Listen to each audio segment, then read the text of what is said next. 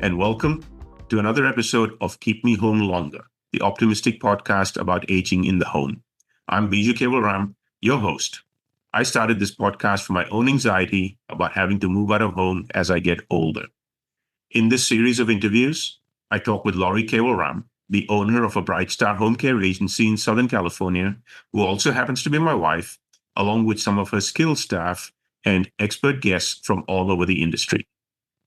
The conversations have become fascinating, and I've discovered that there is much hope to be drawn from what is available in the home care industry. Standard disclaimer, nothing in this podcast provides medical advice or endorses any products. Please consult your medical practitioner for any medical conditions. And now, on with this week's episode.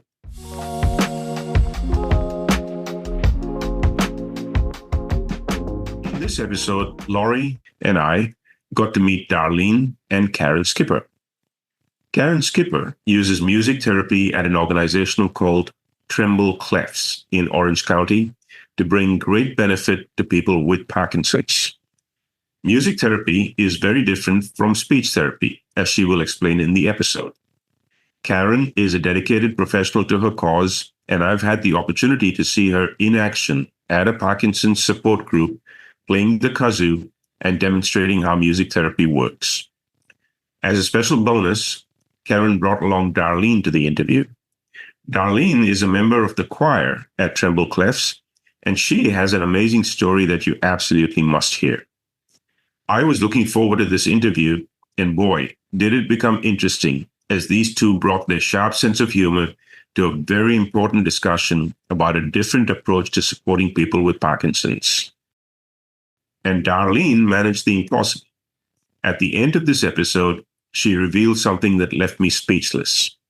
I think you'll enjoy listening to these two explain how much support music therapy offers to patients with Parkinson's. Here we go.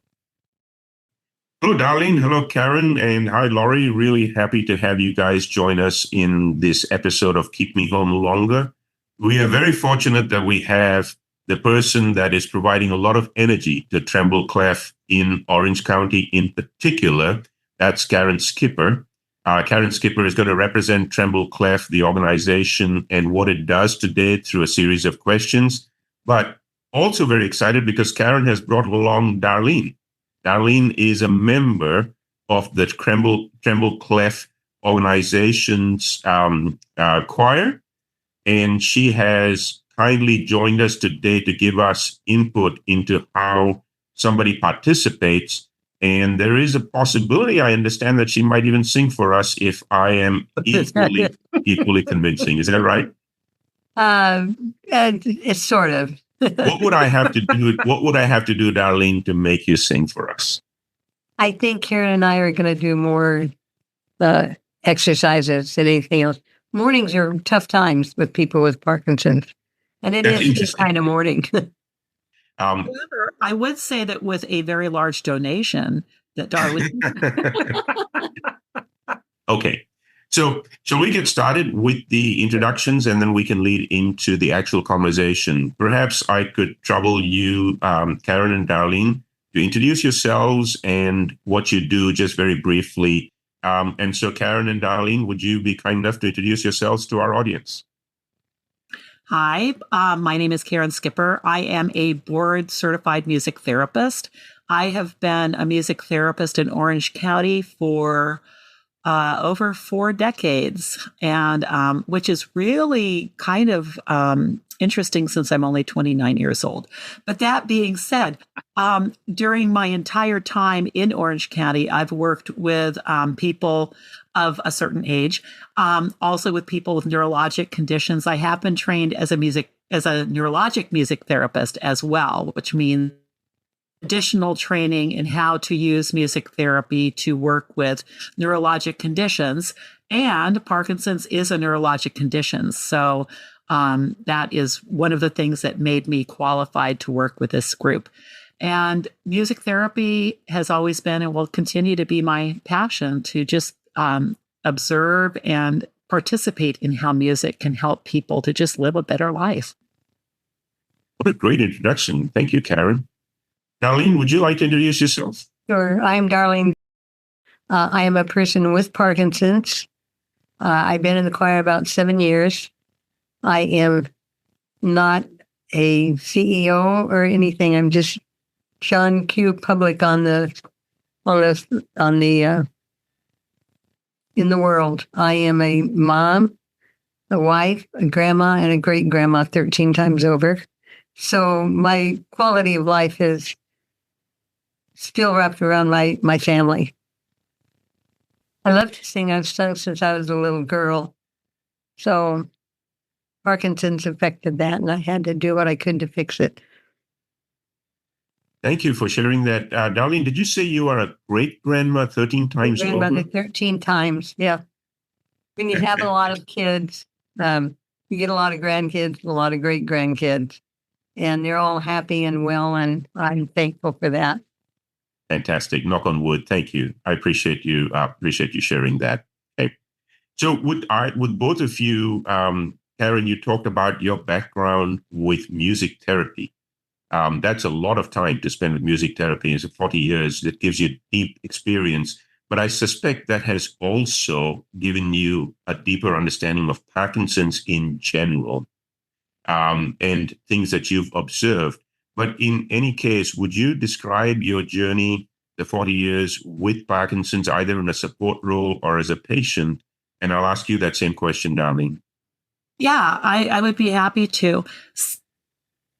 In my family, to my knowledge, has had Parkinson's. So I did, in my work with long-term care, meet some people with Parkinson's. And my position there was as a music therapist. So I would interact with them, in different activities and musically. So I did know that there was a response to music, as there is for most people in most ways. However, getting into Orange County Tremble Clefs actually came about because I had a music therapy student. I've supervised music therapy students from different universities throughout my whole career.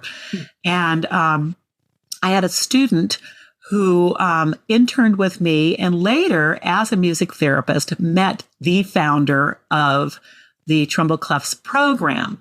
And her name is Karen as well, Karen Hesley, who was a speech therapist. And coincidentally, on Saturday, we're taking a group of our singers down to Rancho Bernardo to honor her because it's the 30th anniversary of the Tremble Clefs program beginning in Phoenix. But as a somewhat musically gifted speech pathologist, she realized that the follow-up exercise speech therapy for Parkinson's people they're boring, and people stop complying because the exercises are boring. And since she was quite musically gifted, she said, "What about adding singing to that? Because it uses all the same components as speech." And so she started the program in Phoenix. Later, she and her husband moved to San Diego. My former intern, music therapist, met her, I believe it was playing tennis. And she suggested that Bonnie start an Orange County chapter. So she did. Well, Bonnie, being of a certain age, decided she was going to retire and called me and said, "I'd like you to take over the group." And I said, "Heavens, no, it's too much work."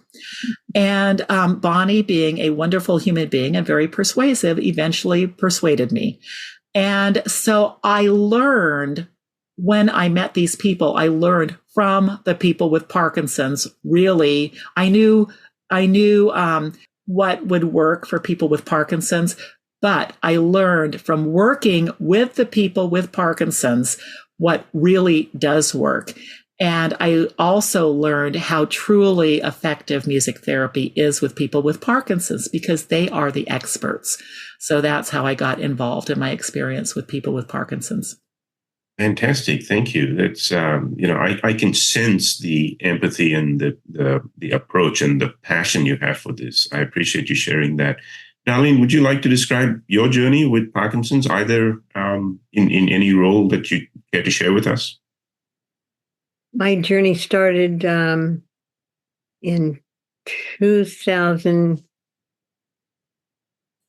2010. Okay. It's been about 14 years.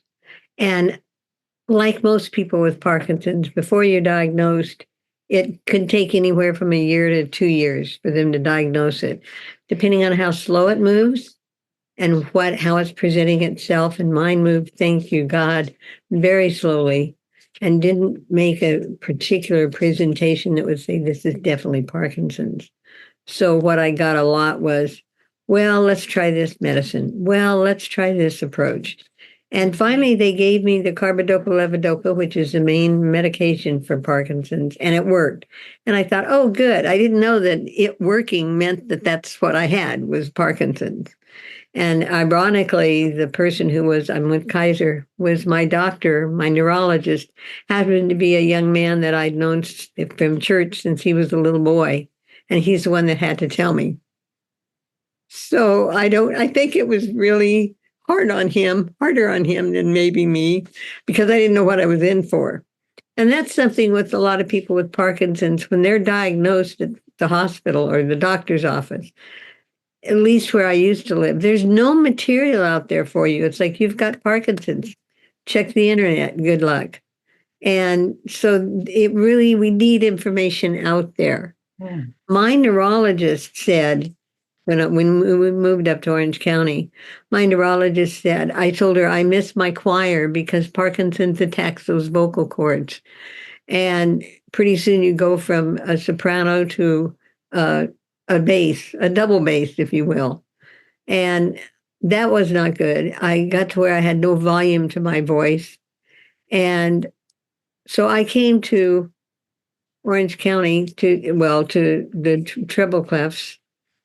And the first thing I noticed was Karen, who was just very funny and very, very, very kind. But I learned more from this small group about Parkinson's and about what to expect and about what could happen and what would you do. What are you going through? How often are you seeing your neurologist? I mean, so much from this group. And we have become a support system to each other, which is wonderful. It's very necessary. And we keep a sense of humor about it. But so my journey, I've got a very supportive family. And it's like anybody with Parkinson's, you have days it's kind of, you're a little bit miffed. But I've been very blessed. I've been very blessed to have a good support system. And you just have to keep laughing about it because, and that sounds terrible, but if you let it defeat you, you're done. And none of us want that to happen. Darlene, I don't find that anything other than inspirational. That I got to tell you, I'm going to see if I can snip this little thing out, this little segment out, and keep it on my phone, because there are times when I could do with that motivational message. Other than, the occasional motivation that Laurie sends my way, which is generally in the do it or else category. This is inspirational. And thank you for the bravery in sharing that. I appreciate that very much. Karen, would you like to dive a little bit deeper into Tremble Clefs and what its history and aspects are? Anything you care to tell the audience about Tremble Clefs in particular? Yeah, we just had a discussion about this with the group because, when you mention singing, and Tremble Clefs is a therapeutic singing group. And what we have found when we have promoted our program at different Parkinson's events is we hear so often, well, I can't sing, so this is not for me. But Tremble Clefs, yes, it's about the singing, but not about singing per se. It's about the benefit that singing and the different components of singing can do for you. And we recently drafted a new mission statement that we're going to start using. And basically the words in this mission statement that I think Darlene alluded to empower individuals with Parkinson's disease and their care partners, because our program is also for the care partners. And we have care partners who participate whose loved one with Parkinson's do not. So that's a part of the Parkinson's condition is the care partner who lives with the person who's experiencing this disease, as are they. Empower them through therapeutic singing. We also, as Darlene said, it's a supportive community, and our goal is to promote vocal strength, confidence, well-being, and enhance communication abilities. I want to be really clear. We are not speech therapy. We are music therapy. We do not treat speech, but we use music to help to enhance abilities. We also, our program, just by virtue of the fact that making music, engaging in music causes the brain to produce dopamine. And anyone listening who has Parkinson's knows that dopamine is pretty important with Parkinson's. We also can boost emotional health and improve quality of life. So that is really the goal. The singing is the tool, but the goal, as Darlene said too, is to improve communication and to support each other so that we can all live a better life. Karen, that was an excellent description. I find that motivating on a number of fronts, and I find it inspirational because this podcast originally started with some anxiety that I was experiencing about aging and developing conditions. And then Laurie had this home care agency, and we started to tap into her network and her nurses and so on, try to calm my anxiety down. But part of my anxiety about aging comes from this idea of loss of community. And I am absolutely fascinated by the fact that you are finding a dual cause here, which is you're using that therapy, but you're also doing, and like you said, I understand it's not speech therapy, but it's also, there's a sense of community that you're building that is really useful.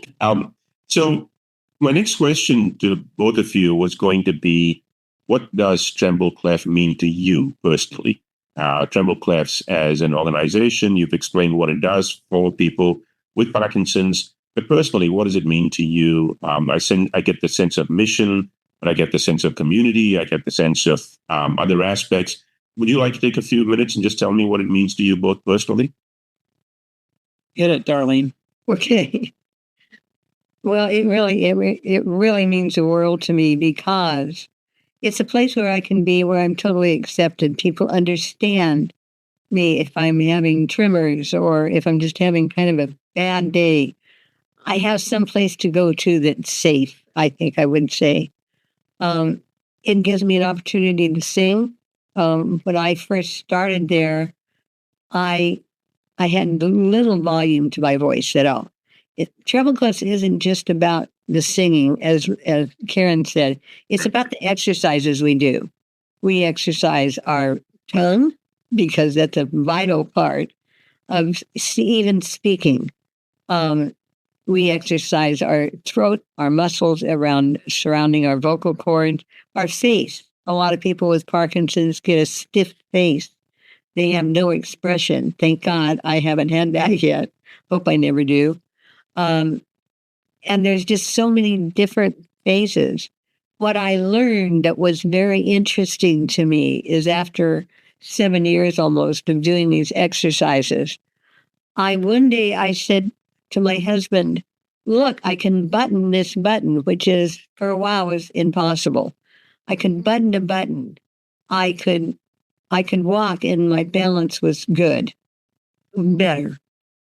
I could speak and I was understood for quite a while. It was very, very hard to understand me. But eventually through all these exercises, I could be understood. And it was like a miracle. It was like opening a door for me. And that was just a huge, huge difference. And they're great people. And we don't know the word can't. We don't know the word, well, I've got Parkinson's, therefore my life is over. No. That's not true. But a lot of people feel that way. They need us. They just don't know it. So it's my community. It's my community. I really love that. And it sounds, one of the things that kind of strikes me with that is it sounds like it really changed your confidence level. And I think so many times we can psych ourselves out. We can be our worst enemy with saying, I can't, I'm not able, I'm not whatever. But it sounds like besides the music therapy, that what this has really done is given you a lot of confidence to be able to move forward, to do things that you were struggling with. And I really like, that wasn't an aspect that I really thought about with Tremble Clefs. My introduction to Tremble Clefs was actually at a Parkinson's walk. Gosh, it was like 2016, 2017. And I was so impressed because we had a table there and someone walked by and I struck up a conversation with her. And she was explaining how a year prior to that, she was losing her ability to swallow. And she started with Tremble Clefs and she fully regained that ability to swallow. And I was so impressed with that. I just felt like that was such a bonus for her. And you could see that she was just so happy to be back, to be able to speak and to swallow. And it really brought back a big segment of her life. Yeah, absolutely. And if you don't want to choke, I don't want on my gravestone or whatever, I'm going to be cremated, but whatever. I don't want it to say she choked to death, I'd rather say she fell jumping out of an airplane or something, but not choked to death. So it's very important to exercise those, and you can do that at home. So it's, and as they say, if you know someone with Parkinson's, you know someone with Parkinson's. It presents itself differently to everybody. And you're kind of, to a degree, you're the captain of how fast it gets bad and to what degree, because if you do not exercise, you do not exercise this, you do not exercise your breathing muscles, you're just, it's not good. It's not good. And that's the whole thing I try to tell people. It's not just about singing, though psychologically I really missed it. Music is healing. They've proven that. And when you mix healing with the emotional stuff, plus the Parkinson's, plus knowing you have a lot of great friends, what can be wrong with that? Oh, absolutely. I agree. Darlene, you made a reference a few minutes ago to jumping out of a plane. Yeah. I suspect that you are the kind of brave personality that is likely to do that. Would you tell my wife, who I have been trying to convince, I've been trying to convince her for 25 years that I could go skydiving? Can you tell her that maybe you and I can do this together now? Oh, hey, I'll go with you. Okay, done deal. And then Lori, It's a real rush. have you done it? Yes. Yeah, I'm sorry, you have actually skydived? Yeah, I did them when I was, 65? Yeah, on my 65th birthday. And I've done a lot of other things since then. Jumped off the stratosphere in Vegas and a lot of bungee jump and not bungee, zip line. Hey, you know what? People will tell you that I'm very rarely speechless, particularly on a podcast. But I think you found the impossible. You found a way to silence me, Darlene. Okay. This interview became so fascinating and enjoyable that I couldn't find a way, even after much editing, to reduce the content further. I don't like doing episodes longer than 20 minutes or so. And therefore, the balance of this interview, which I promise you is equally fascinating as Darlene and Karen demonstrate lip trilling and other exercises. It's a fun second part, and I'm dropping it at the same time.